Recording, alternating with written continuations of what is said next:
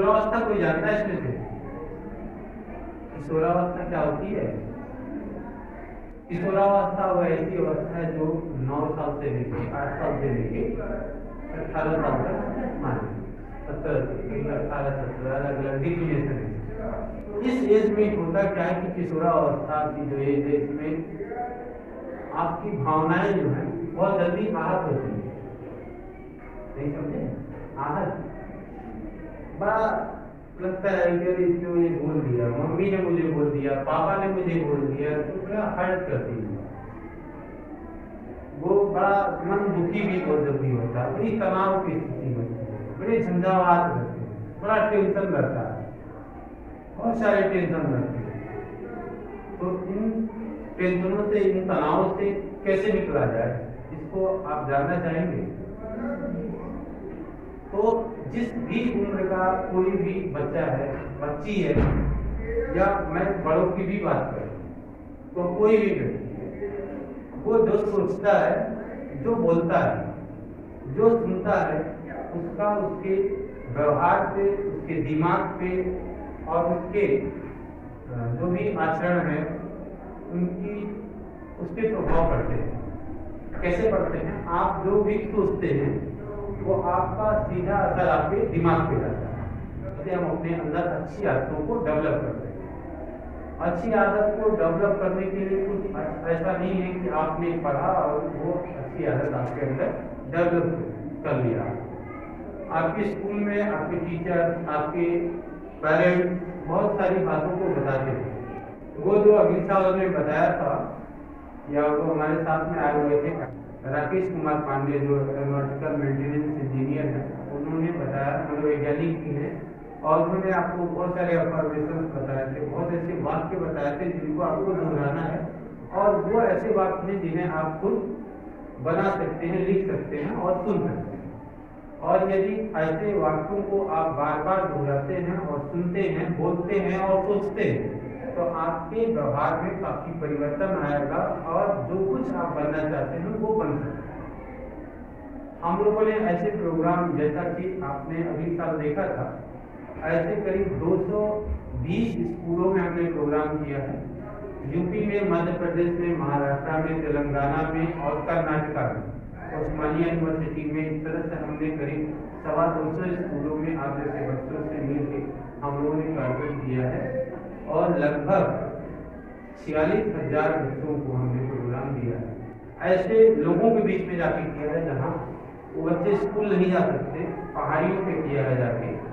तो इस तरह से हम लोग रोड पे कार्यक्रम को करते हुए आप जैसे लोगों को, बच्चों को, जो इस उम्र में, जिन्हें वो अवेयरनेस नहीं है, जो बदलाव की उम्र है, इस उम्र में उन्हें क्या जरूरत है, कैसे अपने उस ब्रेन को डेवलप कर सके, कैसे जो वो बनना चाहते हैं। इस उम्र में बहुत लोगों को बनने की चाहत होगी कि मैं ये बनूँ। ये कौन सा क्लास है? 11वीं। ये लोग हैं, कितनी संख्या है? जो भी है।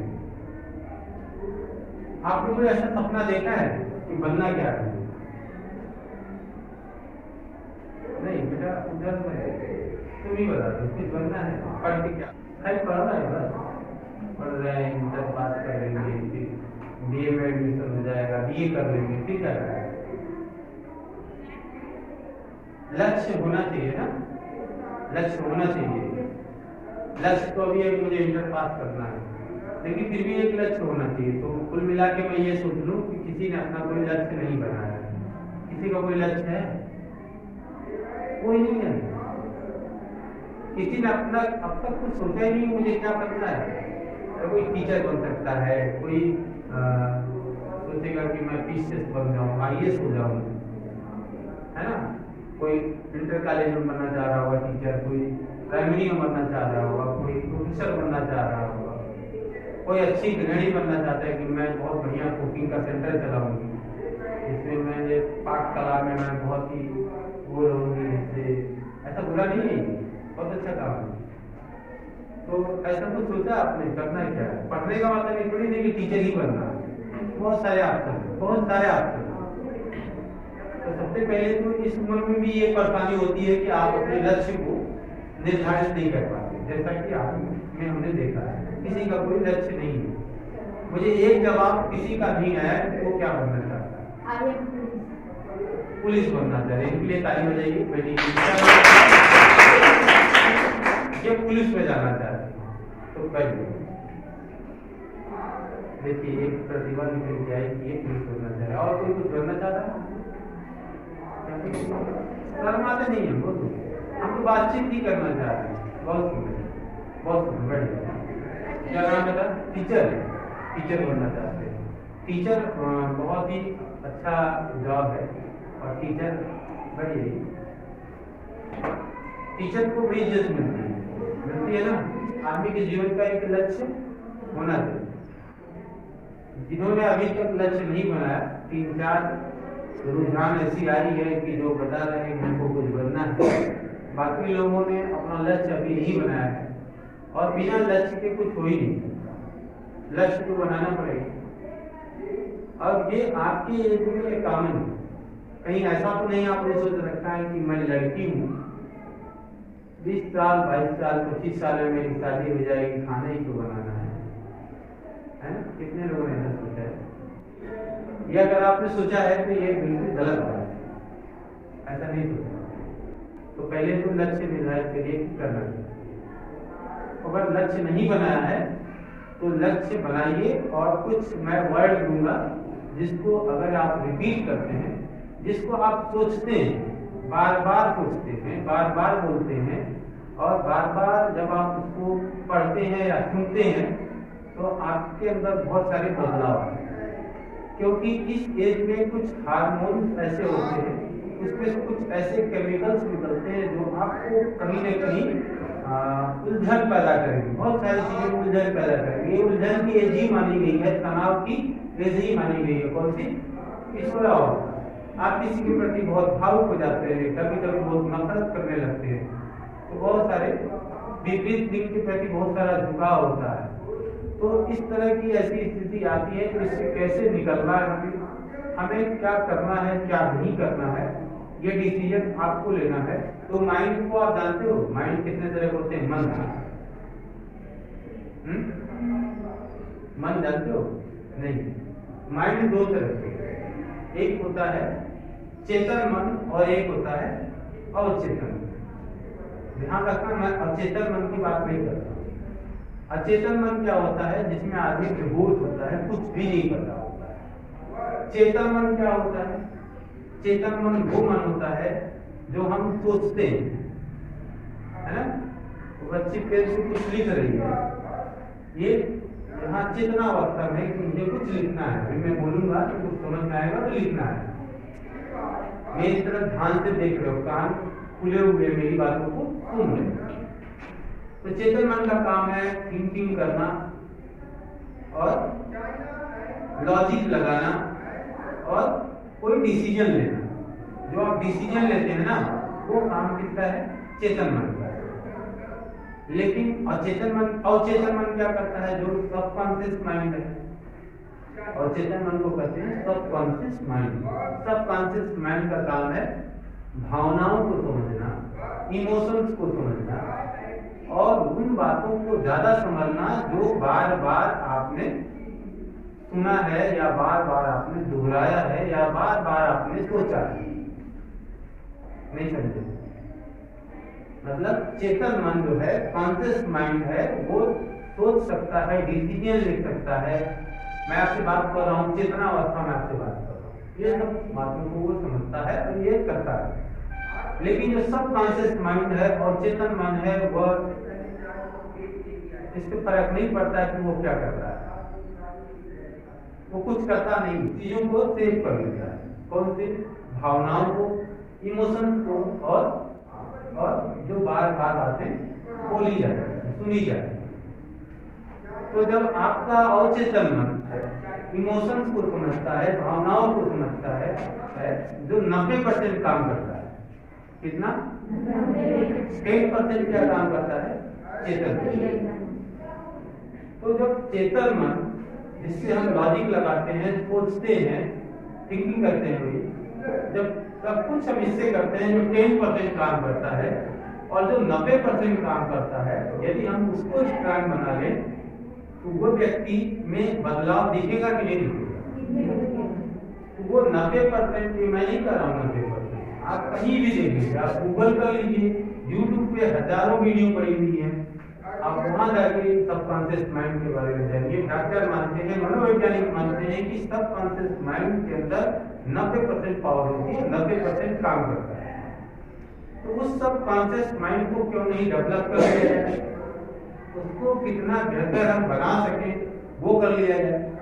अगर जिस व्यक्ति ने अपने सबकॉन्शियस माइंड पे पकड़ बना ली, 90% जो काम करता है उस पे उसको डेवलप कर लिया, उसको समझ लिया, जो उसने लक्ष्य बनाया है, जो वो चाहता है वो पा सकता है, हर कामयाबी तक वो पहुंच सकता है।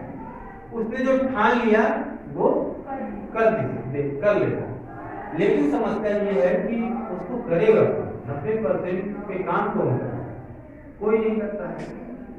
आपने देखा होगा कि अक्सर ऐसे लोग होते हैं जिनके घर में कोई नौकरी में आ जाता है भाई बहन, तो वो और सारे भाई बहन धीरे धीरे एक रास्ता मिल जाता है, या जो जिस माहौल में रहना शुरू होता है तो उस तरह का वो ढल जाता हो जाता है। क्यों होता है? क्योंकि वो वही सोच रहा होता है, वो वही देख रहा होता है, वही वो बार बार दोहरा रहा होता है, इसलिए वो ऐसा बन जाता है। तो आप ज्यादा से ज्यादा अपने सबकॉन्शियस माइंड में अच्छे और पॉजिटिव विचारों को वहां डालिए। क्या? अच्छे और पॉजिटिव विचार। आप देखते होंगे बहुत से ऐसे बुरे आदमी हैं जो अच्छी संगत में जाते हैं, धीरे धीरे धीरे धीरे तो कल्पना नहीं कर सकते कि इसके अंदर ये बदलाव हो। तो क्या आपके सबकॉन्शियस माइंड में हमें क्या भरना है? पॉजिटिव बातें। कैसे भरनी है? तो आज रात में सोने से 5 मिनट पहले कुछ अफर्मेशंस हैं जिनको आप बना सकते हैं, बोल सकते हैं, उसे आप रोज दोहराते हैं तो आपका सबकॉन्शियस माइंड इस बात को समझ जाता है और धीरे धीरे आपके अंदर वो बदलाव आना शुरू हो जाता है। मैं एक अभ्यास बताऊंगा जिसे आपको 21 दिन तक करना है, और यदि आपने 21 दिन तक कर लिया तो आपके अंदर, लेकिन ईमानदारी से किया तो आपके अंदर वो बदलाव दिख जाएगा। मैं कुछ अफर्मेशन बोल रहा हूँ, उसे आप मेरे साथ रिपीट करिएगा। मैं बोल दूँ उसे बोलिएगा, और ये भी महसूस करिएगा कि जो वाक्य मैं बोल रहा हूँ और आप उसे दोहराएंगे, उसको आप महसूस कर रहे हैं, कुछ समय वैसा आप हो गए, मतलब उसी मुद्रा में आपको बोलाना है। जैसे ये बोला है मैं खुश हूँ, तो चेहरे पे और अंदर से खुशी होनी चाहिए, तनाव नहीं होना चाहिए, जबरदस्ती नहीं होनी चाहिए। तो कुछ अफर्मेशन है, मैं दोहरा रहा हूँ, मैं एक बार बोलूंगा फिर आप मैं खुश हूँ, मैं स्वस्थ हूँ, मैं भाग्यशाली हूँ, मैं जिस इंसान को रोज शीशे में देखता हूँ, देखती हूँ, मैं जिस इंसान को रोज शीशे में देखती हूँ वह दुनिया का सबसे खूबसूरत इंसान है।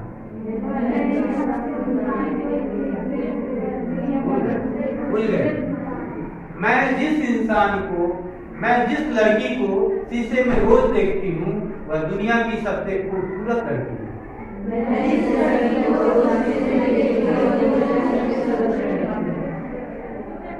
मैं अपनी कहानी का हीरो हूँ। हाँ, हीरो नहीं हो सकता, क्योंकि हीरो शब्द ऐसा है, हीरो प्रेजेंट करता है कि मैं मतलब यहाँ हीरो का सिर्फ वो फिल्म के नायक नायिका कर रही हूँ। मैं अपनी कहानी का खुद मैं हीरो हूँ, मुझे खुद आगे जाना है, मैं खुद ही हूँ। तो मैं बहुत भाग्यशाली हूँ, मैं बहुत समृद्ध हूँ, मैं अपने माता पिता की इज्जत करती हूँ, मैं अपने टीचर्स की इज्जत करती हूँ, मैं अपने उन दोस्तों को माफ करती हूँ जिन्होंने मुझे मेरा कभी दिल दुखाया था। मैं अपने किसी भी दोस्तों से नफरत नहीं करती। मैं अपने किसी भी दोस्तों से नफरत नहीं करती हूँ।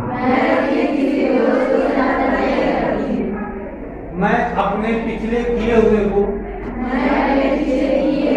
गलत और गलत चीजों को अपने दिमाग से निकाल चुकी हूँ। मैं अपने लक्ष्य की तरफ आगे बढ़ रही हूँ। मैं बहुत खुश हूँ।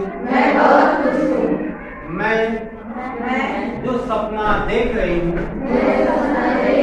उसे अवश्य पूरा करके रहूंगी। मैं सबका आदर करती हूँ। मैं बहुत दयालु हूँ। मैं ऐसा कोई काम नहीं करता जिससे मेरे माता पिता दुखी होते हो। मैं अपने लक्ष्य को पाने के लिए बिल्कुल तैयार हूँ। मैं शक्तिशाली हूँ। मैं भाग्यशाली हूँ। तो इस तरह के कुछ कंटेंट आप लिख सकते हैं, बना सकते हैं, जो आप पाना चाहते हैं, जो आप बनना चाहते हैं। जब ये बातें आप लगातार 21 दिन तक सुबह और शाम मतलब सोने से 5 मिनट पहले फिर सो जाए, फिर सो के उठते हैं, तो आप क्या बनना चाहते हैं, आपके अंदर क्या बदलाव अपने अंदर चाहते हैं, उन कंटेंट को आप लिख के या सुन के या बोल के, कैसे भी अगर बोलते हैं तो बहुत अच्छा है। और इसको जब आप ऐसा करते हैं 21 दिन तक, तो आपका सबकॉन्शियस माइंड इस बात को समझ जाता है। मैंने पहले भी बताया था कि सबकॉन्शियस माइंड का नेचर है कि वो भावनाओं को समझता है। वो समझ जाएगा कि ये डॉक्टर बनना चाह रहा है, इंजीनियर बनना चाह रहा है, पुलिस बनना चाह रहा है, टीचर बनना चाह रहा है, तो वो इस चीजों को एक्सेप्ट कर लेता है। क्या एक्सेप्ट कर लेता है, और उन चीजों को भी वो समझता है जो आपने बार बार बोला है। क्या बार बार आपने बोला है, उन चीजों को वो समझता है। तो आप अपने ऐसे कंटेंट को अपने सबकॉन्शियस माइंड तक पहुंचा दें। ठीक है, पढ़ने के लिए क्या करते हो? पढ़ने के लिए तो कौन है ऐसा जो लगातार 2 घंटा 3 घंटा पढ़े? कोई है? कितने घंटे लगातार बैठे और पढ़ना शुरू? क्या लगता है बेटा, तुम्हारा दिमाग एकाग्र रहता है, कंसंट्रेट करता है? तुम्हारा दिमाग एकाग्रता बड़ी रहती है 3 घंटे तक पढ़ लेते हो? भंग नहीं होता, मेरा भंग हो जाता 40 मिनट। देखो कहते हो ना, लेकिन होता नहीं। ये बिल्कुल गलत बात है। 3 घंटा 2 घंटा वैसे पढ़ो, कभी नहीं करते। 40 मिनट तक पढ़ो, फिर उड़ जाओ। 5 मिनट की जगह बदल, थोड़ा पानी, थोड़ा चॉकलेट, थोड़ा नमकीन कुछ भी खा लो, या थोड़ा ऐसे 5 मिनट 10 मिनट का ब्रेक करके फिर आगे। बहुत सारे लोग कहते हैं कि मैं पढ़ता रहा, बगल में भी चला गया, मुझे पता ही नहीं। ऐसा होता है? किसके साथ होता है? मुझे टाइम नहीं।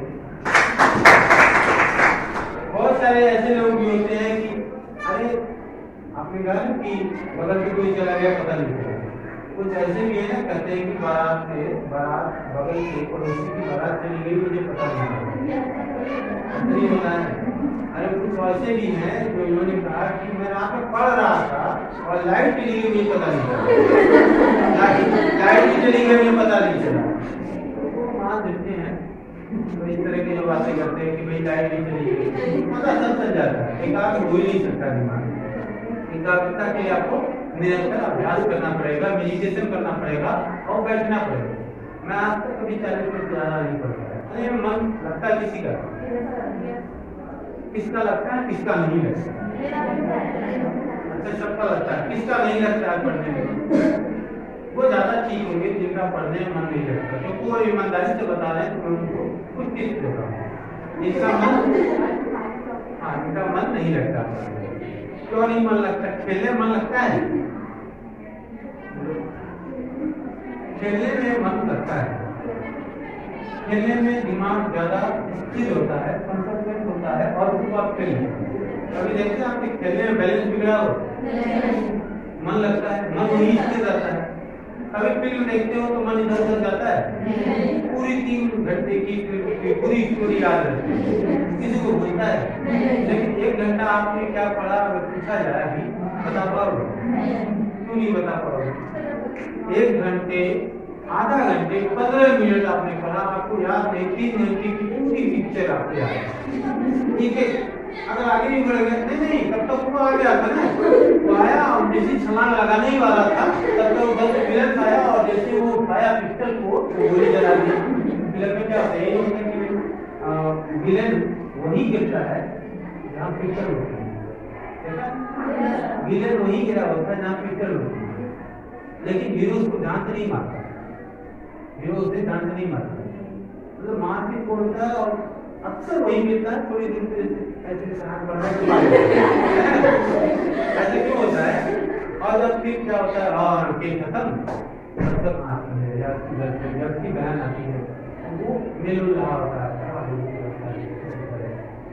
तब तक वो ऐसे करके आ जाता है और पाने के बाद क्या करता है, वो मारने ही वाला होता है, तब तक वो बहन उसकी या जो भी उसकी मासी लाती है, फिर वो उसको जान से मारता है। इसका एक लॉजिक पता है तो किसी को आप उतनी ही चोट पहुंचा सकते हैं जितना आपको चोट का खतरा है।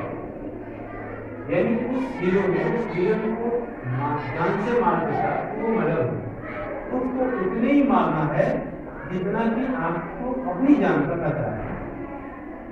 उसने दोबारा क्यों उसे जान से मारा? क्योंकि पिस्टल उसके पास थी, अब वो मारता तो जान से मारता, इसलिए उसने मारा।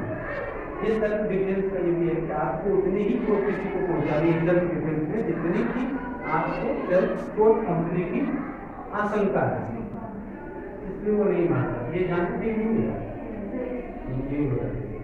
बात में आ गई। तो ये कहानी कहाँ से आई है, कहाँ से हम कहानी की वजह इसको लेकर आकर पता नहीं कैसे आ गई ये कहानी। हाँ बहुत सही, फिल्म की स्टोरी याद है आपको, खेलने में रुचि है, सब कुछ है, पढ़ने में रुचि, मन नहीं लग रहा फोटोग्राफी रुचि नहीं है।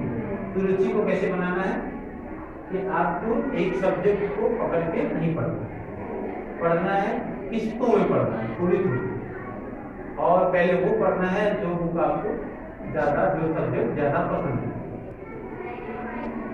और जब ऐसे धीरे धीरे करके चलेंगे और 21 दिन तक ये अफर्मेशन इसको भी जोड़ के रखेंगे कि मुझे ही पढ़ना है, मुझे अच्छे नंबर लाने हैं, मुझे हर हाल में पढ़ना है, मुझे कुछ बनना है, तो 21 दिन तक थोड़ा टफ है। 21 दिन तक जो पढ़ लिया तो उसकी परमानेंट मेमोरी में चला जाता।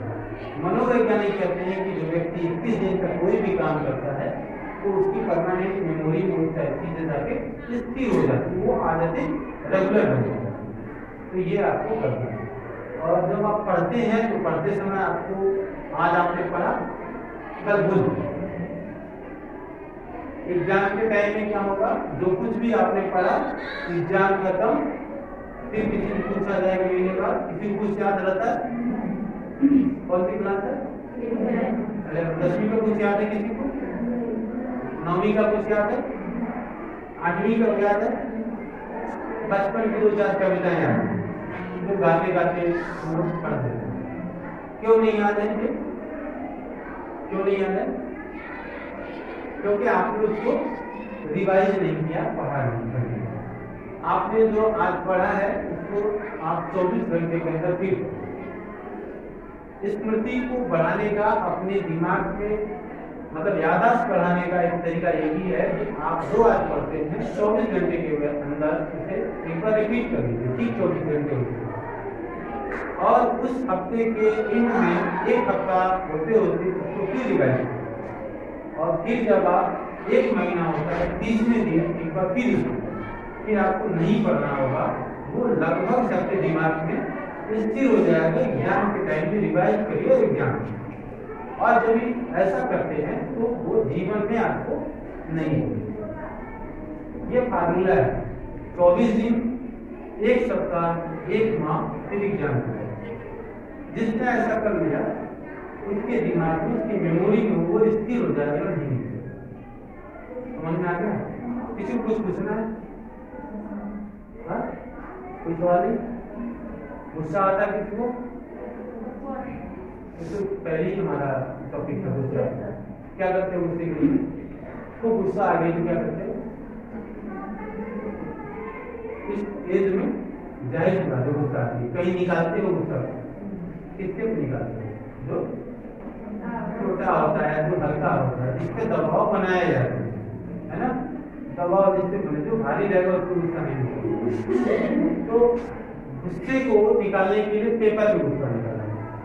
जितनी भी बात है, तो दोस्त है तुम्हारी, तो गुस्सा आ गई, वो बड़ी है मान लो, तो घर की नहीं सकती, हो सकता है पिटने का भी डर, जैसा उसको बात बोल दो जिससे हुआ हाथ हो जाए, तो पेपर में, या बड़ा है तो छोटे पे नहीं निकालना, उसको पेपर पे खूब निकाल सकते हो, शीशे के सामने भड़क सकते हो, खूब भड़क दो शीशे के सामने, कौन सुन रहा है, धीरे धीरे मुंह दुख जाएगा, एनर्जी नहीं रहेगी, या पेपर पे 2 पन्ना 3 पन्ना खूब उसके बारे में जो भी बोलना है, जो भी लिखना है लिखना, और लिखने के बाद जब देखोगे 2 पेज 3 पेज हो जाएगा तो गुस्सा खत्म हो जाएगा। कितना लिखूं?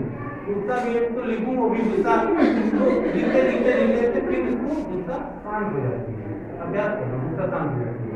फिर उस पेपर को फाड़ के फेंक दो, दिखाना मत। मैं तुम्हारे बारे में ऐसा लिखा था, नहीं तो फिर को ज्यादा गुस्सा हो, फिर उस पेपर को फाड़ के फेंक, तो गुस्सा को खत्म करने का यही तरीका है। ठीक है, चलो थैंक यू।